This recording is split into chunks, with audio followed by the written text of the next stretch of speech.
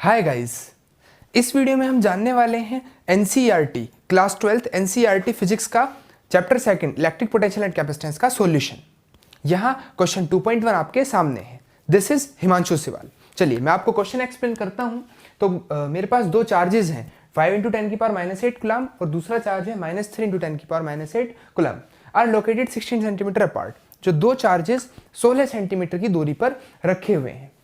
Eight what point on the line joining the two charges, इन दोनों charges को जो लाइन ज्वाइन कर रही है उसके किस पॉइंट पर is the electric potential zero.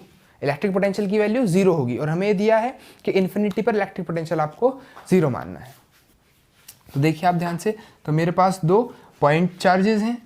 एक चार्ज की वैल्यू है 5 × 10⁻⁸ कूलम और दूसरा जो चार्ज है उसकी वैल्यू है -3 × 10⁻⁸ कूलम।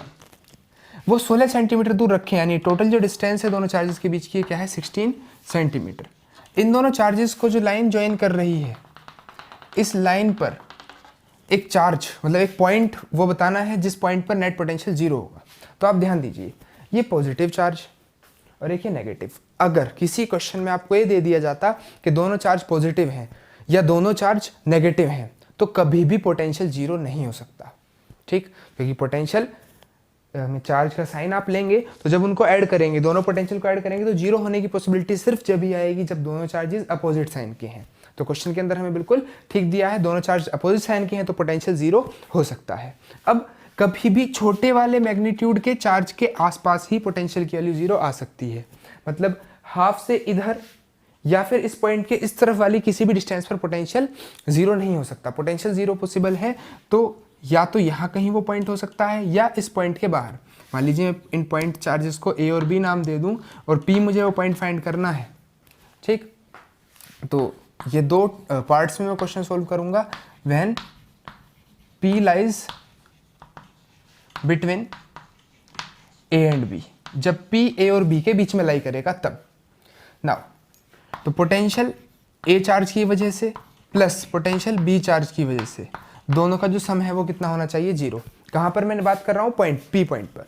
ठीक, और एक चीज़ और आप लेट कर लें, let P B X distance away from A.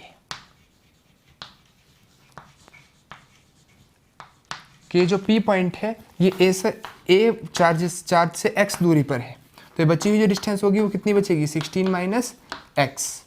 Now potential due to the point charge A point पर चार्ज रखा है, उस चार्ज की वजह से इस पी पॉइंट पर कितना पोटेंशियल जनरेट हो रहा है। तो पोटेंशियल का फॉर्मूला 1/4πε0 चार्ज की वैल्यू, चार्ज है 5 × 10⁻⁸ by distance x plus VB। B charge की वजह से कितना पोटेंशियल जनरेट होगा, 1/4πε0 -3। चार्ज का साइन आपको यहाँ लेना है, 3 × 10⁻⁸ बाय 16 - x, और दोनों का सम जो हो गया बच्चों कितना हो गया, zero.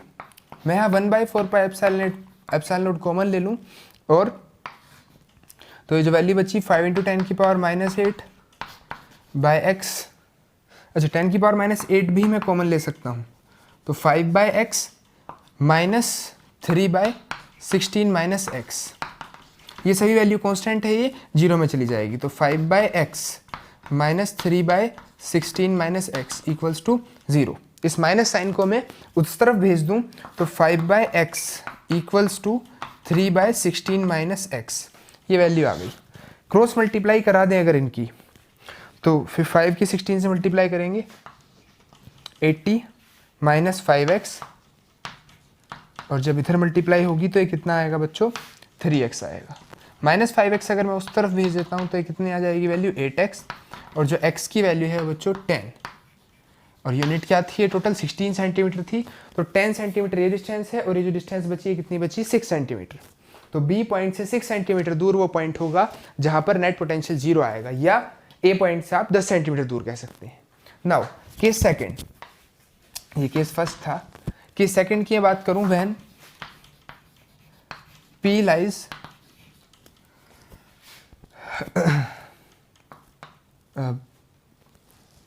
On right of B। अगर P पॉइंट B के राइट में लाई करता है, इट मीन्स पी पॉइंट जो है वो यहाँ नहीं। आप ये डायग्राम इस केस के लिए अलग बनाना और दूसरे केस के लिए डायग्राम अलग बनाना। तो ये पॉइंट पी है, पी जब बी के राइट में आएगा तब बताना है। तो तब की अगर मैं बात करता हूँ तो ये डिस्टेंस मैं x मान लूँ और ये जो डिस्टेंस बची पी बी के बीच की, ये 16 माइनस एक्स। ठीक है, वही कंडीशन वी ए और वी बी का सम जो होगा बच्चों कितना रखेंगे, 0 रखेंगे। ठीक है, तो वी ए की वैल्यू कितनी है, 1/4 पाई एप्सिलॉन नॉट चार्ज 5 × 10⁻⁸ और बाय डिस्टेंस कितनी हो गई x प्लस वी बी की वैल्यू 1/4 पाई एप्सिलॉन नॉट। अच्छा एक चीज़, ये जो डिस्टेंस होगी ये 16 है, ये x है टोटल डिस्टेंस, तो अच्छी जो डिस्टेंस होगी कितनी बचेगी, x माइनस 16।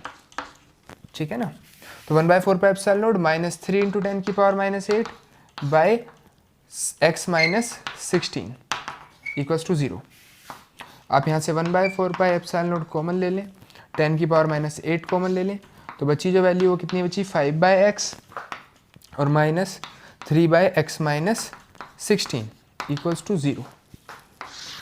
ये 0 में चला जाएगा, बची जो वैल्यू 5/x और इस माइनस वाले पोर्शन को भी मैं उधर भेज देता हूँ, तो 3/x माइनस 16, तो 5x minus 80 equals to 3x। मैं 3x को इधर ले आऊँगा तो 2x और 80 इधर। x की वैल्यू कितनी आ गई बच्चों, 40 आ गई।